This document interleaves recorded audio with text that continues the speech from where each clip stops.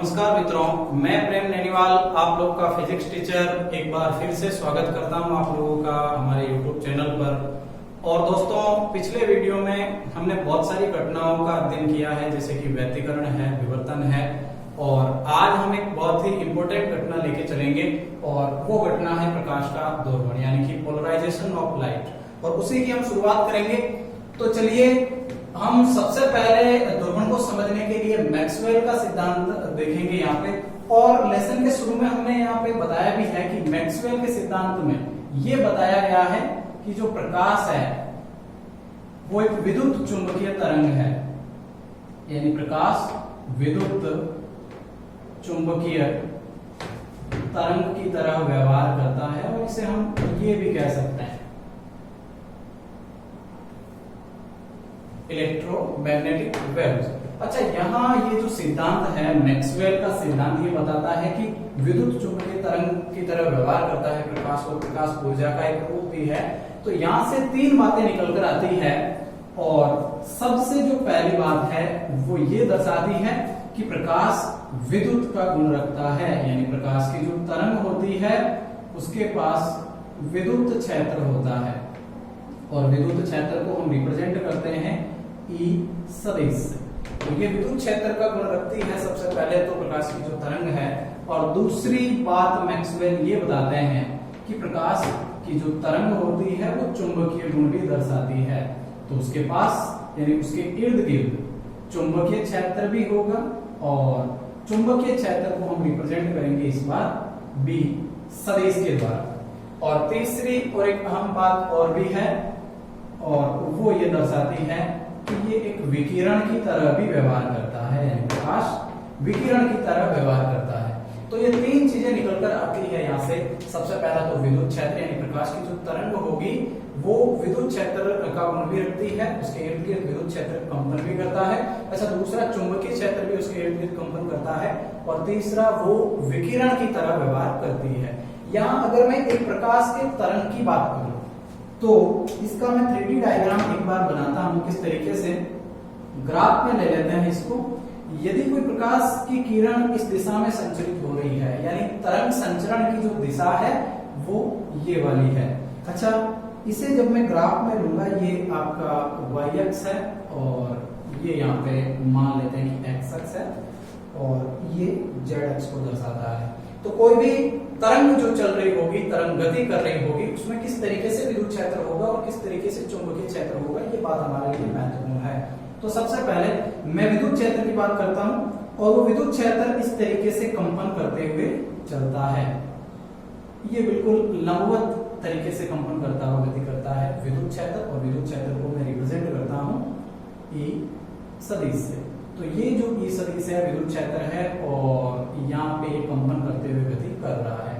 अच्छा, दूसरी अगर मैं बात करूं चुंबकीय क्षेत्र की, तो एक बात समझ लीजिए कि हमेशा ही विद्युत क्षेत्र और चुंबकीय क्षेत्र एक दूसरे के लंबवत होते हैं, यानी कि जो बी है वो लंबवत होता है किसके, ई के। ये दोनों ही स्थितियां आपस में लंबवत होती है। अच्छा, इन दोनों के लंबवत होती है तरंग संचरण की दिशा, जिसे मैं इस तरीके से दर्शाता हूं। तो तीनों ही तरंग संचरण की दिशा, विद्युत क्षेत्र और चुंबकीय क्षेत्र तीनों ही परस्पर लंबवत हो गए। तो यहाँ आप देख पा रहे हैं कि विद्युत क्षेत्र का जो कंपन है, जो विद्युत क्षेत्र कंपन कर रहा है, वो लगातार एक लंबवत दिशा में परपेंडिकुलर वो कंपन कर रहा है। तो ये ऊपर की साइड कंपन कर रहा है। अच्छा, अगर तरंग संचरण की दिशा की मैं बात करूं तो तरंग संचरण की दिशा ये है, कंपन ऊपर की साइड, तरंग संचरण उस साइड, मतलब साफ है कि वो क्या है, एक दूसरे के लंबवत है। तो यहाँ ये जो दिशा आप देख रहे हैं तरंग संचरण की दिशा है, तरंग संचरण की दिशा। अच्छा, दूसरा मैं यदि बात करूं चुंबकीय क्षेत्र की, तो चुंबकीय क्षेत्र किस तरीके से कंपन कर रहा होगा, वो इसके लंबवत होगा। अगर ये परपेंडिकुलर है तो वो बिल्कुल क्षैतिज तल में होगा, और तल में किस तरीके से दर्शाएंगे, 3D डायग्राम के रूप में वो हो ही जाएगा। ये लीजिए, ये तल में कंपन कर रहा है, यानी कि ये लगातार नीचे की तरफ और ऊपर की तरफ। अच्छा, डायग्राम से आप लोगों को इस तरीके से समझना है कि यदि विद्युत क्षेत्र ऊपर नीचे कंपन कर रहा है, यानी कि तरंग संचरण की दिशा के लंबवत वो यदि कंपन कर रहा है, तो चुंबकीय क्षेत्र जो होगा वो 37 कंपन करेगा। ये लंबवत है, ये 37 है तो एक दूसरे के वैसे भी लंबवत है, और तरंग संचरण की दिशा तो दोनों के ही लंबवत है। तो यहाँ मैं इसको कुछ इस तरीके से दर्शाऊंगा कि आपका ये जो विद्युत क्षेत्र है ये इस तरीके से लंबवत है, आप देख पा रहे हैं। और दूसरी बात ये लीजिए, इसे भी मैं दर्शा ही देता हूं, ये इस तरीके से लंबवत है, ये भी ऊपर की तरफ लंबवत है।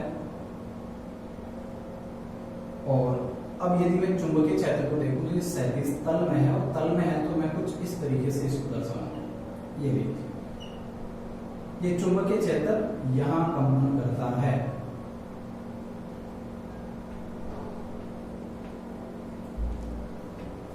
ये इस तरीके से।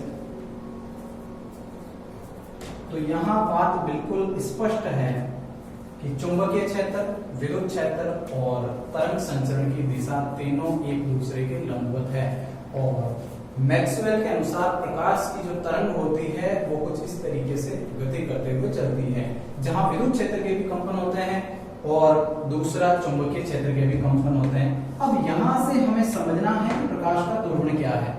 अच्छा, प्रकाश के ध्रुवण की बात को अगर आगे बढ़ाया जाए तो मामला क्या होगा, यहां मैं केवल और केवल बात करूंगा विद्युत क्षेत्र की। सबसे पहले हम यहां मैक्सवेल के सिद्धांत से इसी को काम में लेंगे, यानी विद्युत क्षेत्र जिसे मैं ई सदिश से दर्शाता हूं। तो यदि कोई प्रकाश की किरण आप लोगों के पास है और उस प्रकाश की किरण में यदि मैं केवल और केवल विद्युत क्षेत्र की बात करूं, एक बार के लिए आप भूल जाइए कि यहाँ चुंबकीय क्षेत्र है।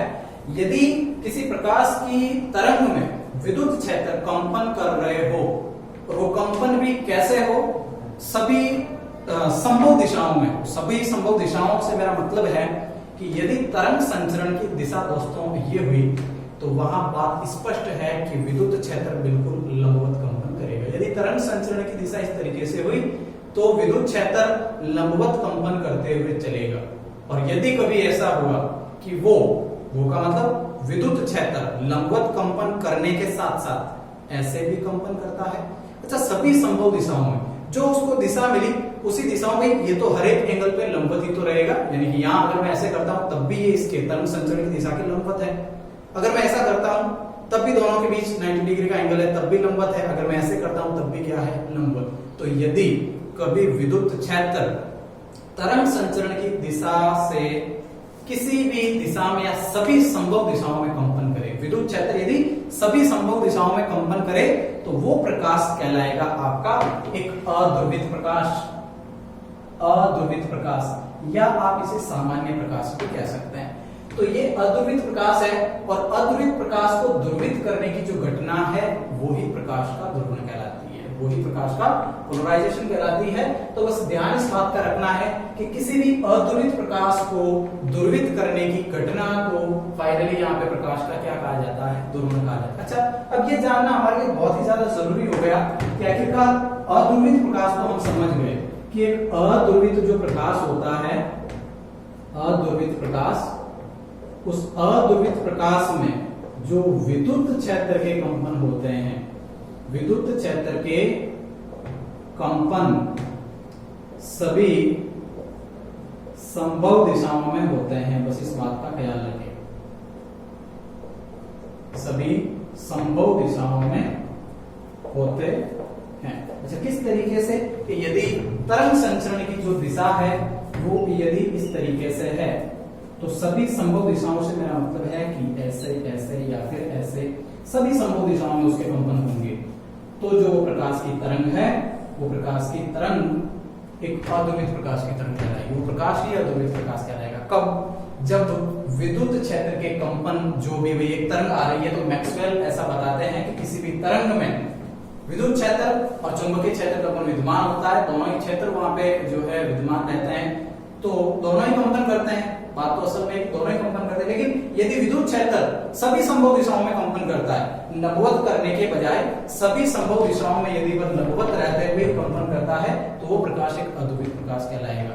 और यदि किसी भी अध्रुवित प्रकाश को किसी फिल्टर में से गुजारा जाए, किसी भी अध्रुवित प्रकाश को किसी फिल्टर में से गुजारा जाए तो अब उसके विद्युत क्षेत्र के जो कंपन है वो सभी संभव दिशाओं में न रह करके सीधा सा क्या हो जाएगा वहां पे कि जब भी प्रकाश को फिल्टर में से गुजारा है तो असल में माजरा ये होगा कि वहां पे प्रकाश कुछ इस तरीके से दिखेगा। यानी अब उसके जो कंपन है यानी विद्युत क्षेत्र के जो कंपन है वो सभी संभव दिशाओं में न होकर के केवल एक ही दिशा में है, जिसे मैं कहता हूं कि वो लंबवत है। तो वो प्रकाश कहलाएगा आपका दुर्वृत्त प्रकाश।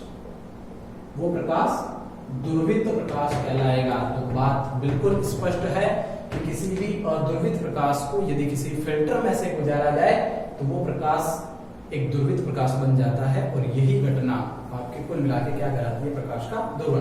अब समझिए कि जैसे ही फिल्टर में से प्रकाश को गुजारा तो अदुर्वृत्त से वो दुर्वृत्त हो गया। आखिरकार ऐसा क्यों हुआ? तो ऐसा इसलिए हुआ दोस्तों, सबसे पहले तो हमने अदुर्वृत्त प्रकाश लिया है, उसको फिल्टर में से गुजार रहे हैं। तो असल में होता क्या है कि एक फिल्टर है, अदुर्वृत्त प्रकाश में तो सभी दिशाओं में कंपन होते हैं, और फिल्टर की जो खिड़की होती है वो केवल एक ही तरीके से, इस तरीके से होती है। चाहे वो खड़ी हो, घुमा दिया तो खिड़की आडी हो गई, अच्छा नीचे कर दिया तो वो और आडी हो गई, इस तरीके से खिड़की होती है उस फिल्टर में। अब यदि कोई प्रकाश वहां से गुजरना चाह रहा है और उस प्रकाश में विद्युत क्षेत्र के कंपन सभी दिशाओं में है, तो प्रकाश वहां से जब भी गुजरेगा तो केवल एक दिशा के कंपन ही पार हो पाएंगे। आप समझ रहे हैं ना कि एक दिशा का जो कंपन होगा, जो लंबवत कंपन। अब अगर किसी फिल्टर को, खिड़की को यदि कुछ एंगल से घुमा दिया जाए तो स्थितियां क्या बनेगी वो जानना हमारे लिए जरूरी है।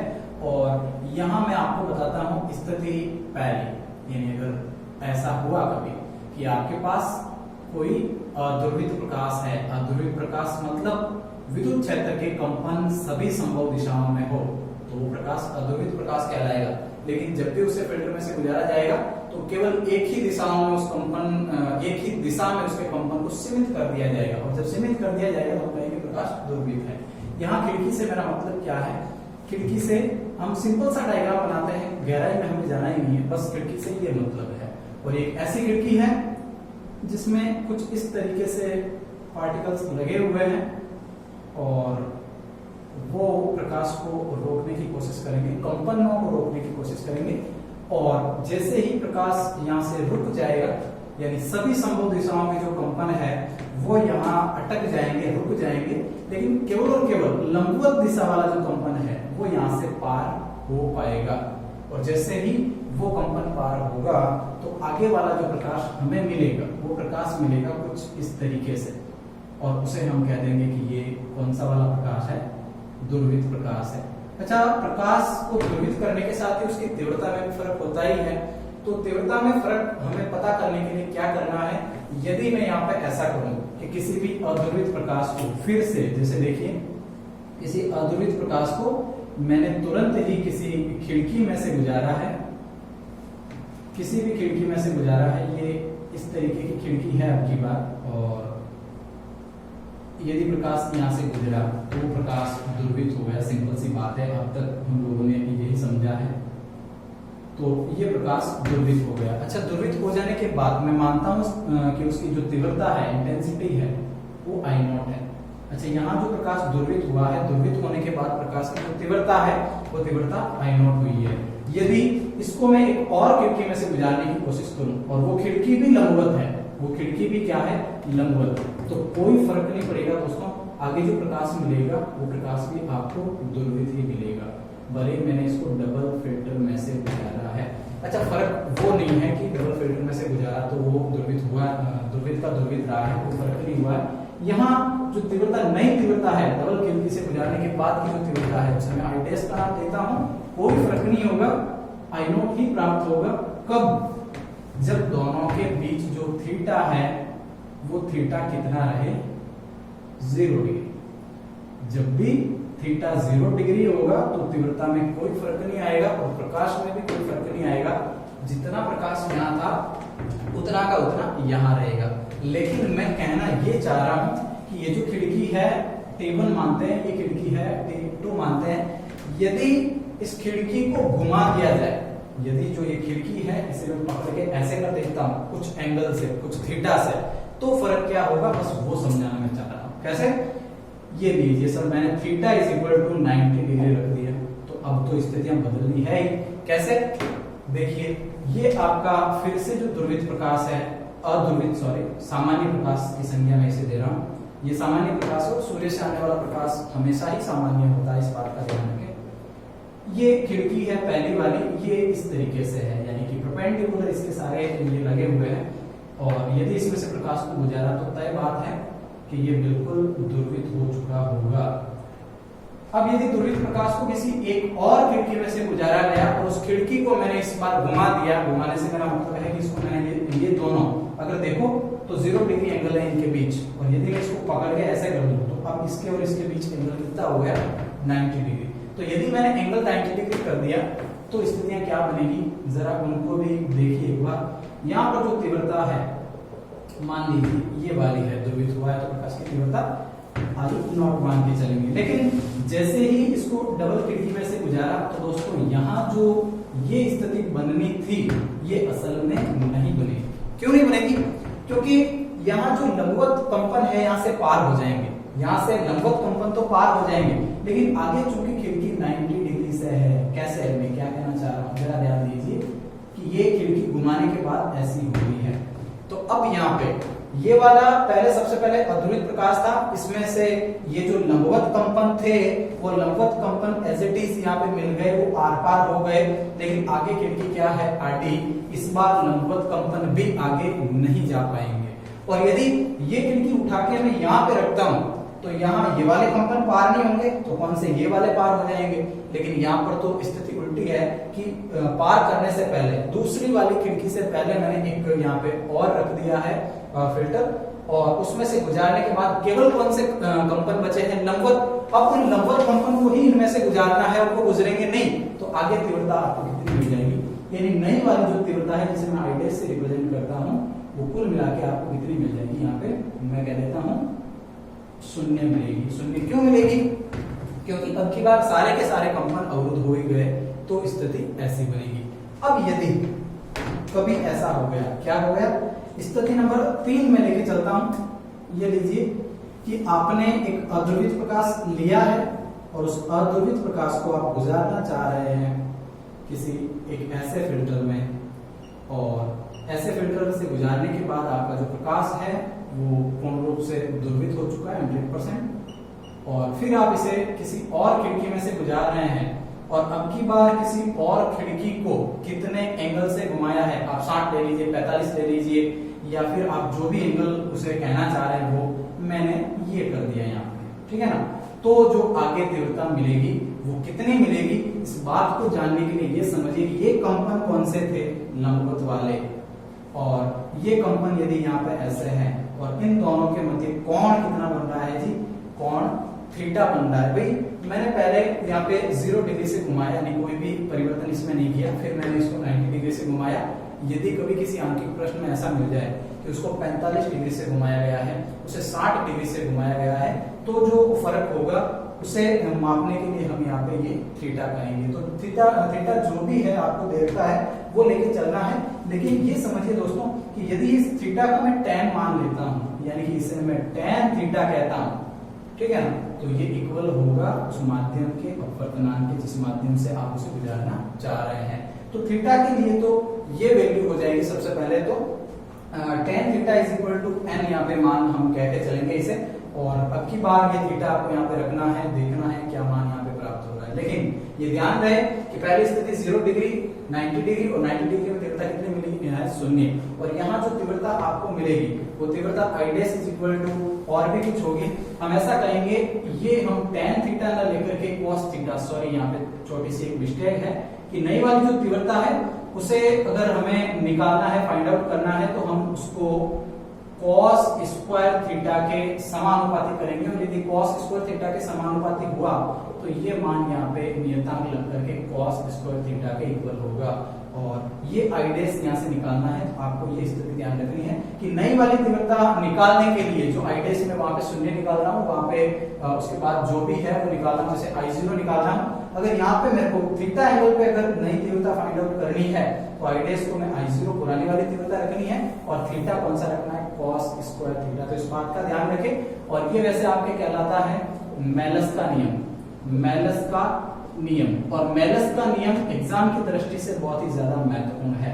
तो कभी भी किसी आंकिक प्रश्न में ये दिया हुआ है कि उसे 45 डिग्री से घुमा दिया गया और तीव्रता जो है वो इतनी मिली, तो आप बताइए कि उसकी नई वाली तीव्रता कितनी होगी। तो वहां आप माइनस का नियम पुट करेंगे, I0 cos square theta, I0 आपको प्रश्न में दिया हुआ मिलेगा, उसका मान आप यहाँ पे रखेंगे और cos स्क्वायर जैसे 45 दे रखा है तो cos स्क्वायर 45 यहाँ पे पुट करेंगे तो आपका मान प्राप्त होगा। तो कुल मिलाकर के ये तीन स्थितियां आपको यहाँ पे शो करनी है। अब यदि इन तीनों स्थितियों को हम एक बार फिर से देखना चाहे मेलस के नियम के थ्रू, अगर प्रूफ करना चाहे तो हम प्रूफ इसे किस तरीके से करेंगे वो समझिए। यदि मैं यहाँ पे मेलस के नियम के द्वारा इसे प्रूफ करना यदि चाहता हूँ तो सबसे पहले तो ये लीजिए कि मेलस का नियम मेरे पास ये दे रखा है कि नई वाली जो तीव्रता है वो I0 cos स्क्वायर थीटा है। ये मैं इसे समीकरण नंबर 1 कह देता हूँ। यदि मेरे पास स्थिति पहली को देखना है कि यदि थीटा बराबर कितना हुआ 0 डिग्री, तो थीटा 0 डिग्री हुआ तो नई वाली तीव्रता कितनी मिलेगी cos 0, और cos 0 डिग्री का मान हमेशा ही 1। अच्छा, 1 को जब मैं I0 से मल्टीपल करूंगा तो कुल मिला के मेरे पास मिलेगा I0, यानी कि जब भी थीटा का मान कितना हुआ 0 डिग्री तो आप मान के चलिए कि वहां तीव्रता कितनी होगी I0, जो कि हम यहाँ पे पहले ही निकाल चुके हैं। तो अब शायद आपको पता चल गया होगा कि 0 मान रखने पे क्या होता है। अच्छा, दूसरी स्थिति अगर मैं आप लोगों को बताना चाहूं और वहां है कि थीटा कितना रखना है 90 डिग्री, तो यदि यहाँ पे मेलस के नियम में आपको करना यह है cos स्क्वायर थीटा, मेलस के नियम में यदि मैं थीटा कितना रखता हूँ 90 डिग्री, cos 90 वैसे भी 0 हो जाता है तो I' का मान को मिला के कितना प्राप्त होता है 0, 0 हो जाएगा, 0 से जब गुणा करूंगा तो 0, तो I' इक्वल टू क्या मिलता है 0। अच्छा, यहाँ पर भी I' इक्वल टू क्या है 0, कब, जब आप थीटा कितना ले रहे हैं 90 डिग्री। अच्छा, उसके बाद यदि आप थीटा कितना भी ले रहे हैं, तीसरी स्थिति में मान लो थीटा इक्वल टू x ले रहे हैं, तो फिर आपको अब करना क्या है I0 cos स्क्वायर x, जो भी मान आपको दे रखा है वो इसमें पुट करना है, तो जो भी आंसर होगा वो आपके सामने होगा। तो इस तरीके से हम मेलस के नियम के द्वारा इस कंडीशन को हम प्रूव भी कर सकते हैं। अच्छा, हम तीनों स्थितियों को बिल्कुल ऐसे भी याद रख सकते हैं कि भाई तीव्रता में कोई फर्क नहीं होगा यदि 0 डिग्री हुआ, और तीव्रता में बिल्कुल तीव्रता न्यूनतम हमें मिल जाएगी, बिल्कुल कम हो जाएगी, तीव्रता 0 हो जाएगी। कब हो जाएगी, जब थीटा हुआ 90 डिग्री। और तीसरी स्थिति आपके सामने है। तो अभी हम पढ़ते हैं दोस्तों ध्रुवित प्रकाश के बारे में। ध्रुवित प्रकाश को किया जा सकता है, अध्रुवित प्रकाश को ध्रुवित करते हैं, वो घटना ध्रुवण कहलाती है। तो यदि प्रकाश ध्रुवित हुआ तो वो 3 प्रकार से हो सकता है। कैसे? पहला है समतल ध्रुवित प्रकाश, और दूसरा वृत्तीय ध्रुवित प्रकाश, और तीसरा है दीर्घवृत्तीय ध्रुवित प्रकाश। हालांकि नाम से ही स्पष्ट हो रहा है, लेकिन हम इसे डिटेल से पढ़ेंगे कैसे। सबसे पहले हम डिस्कस करते हैं समतल ध्रुवित प्रकाश को, कि किस तरीके से वो समतल ध्रुवित होगा। तो सबसे पहले जैसे किसी अध्रुवित प्रकाश को हमने लिया है, यहाँ जो हम प्रकाश ले रहे हैं वो एक सामान्य प्रकाश है या फिर वो कौन सा प्रकाश है, अध्रुवित प्रकाश। तो किसी अध्रुवित प्रकाश को जैसे ही किसी टर्मेलाइन क्रिस्टल में से गुजारा जाएगा, यानी उस फिल्टर में से, उस खिड़की में से गुजारा जाएगा, तो वो प्रकाश यदि एक ही दिशा में उसके कंपन हो, मगर वो कौन सा हो, कंपन जो हो रहा है वो कागज तल में हो। यदि कागज खड़ा भी है एक ही तल में होना चाहिए, या तो परपेंडिकुलर है या फिर आपका बेस लेवल पे है, एकदम क्षैतिज है, तो हम कहेंगे कि वो समतल ध्रुवित प्रकाश है। एक ऐसा प्रकाश जिसमें विद्युत क्षेत्र के जो कंपन है वो कंपन केवल कागज तल में हो। अब चाहे वो खड़े हैं या फिर वो अटे हैं, लेकिन होने कागज तल में चाहिए, तो वो प्रकाश समतल ध्रुवित प्रकाश कहलाएगा। यहाँ से आप पढ़ सकते हैं कि जब विद्युत क्षेत्र के कंपन कागज तल में हो तो वो प्रकाश समतल ध्रुवित प्रकाश कहलाता है। और उसके बाद दूसरे नंबर पे हमारे पास है वृत्तीय ध्रुवित प्रकाश। वृत्तीय ध्रुवित प्रकाश को भी कब होगा, जब जैसे ही 2 किरणों की अब की बार में बात करूंगा कि जब 2 प्रकाश किरणें जिनका आयाम समान, बस फोकस इस बात पे करना है कि 2 किरणें जिनका आयाम तो हो समान और कलांतर कितना हो π/2, यानी कि 90 डिग्री, तो वह दोनों जब अध्यारोपित होती है तो एक परिणामी तरंग का वहां पे निर्माण होता है।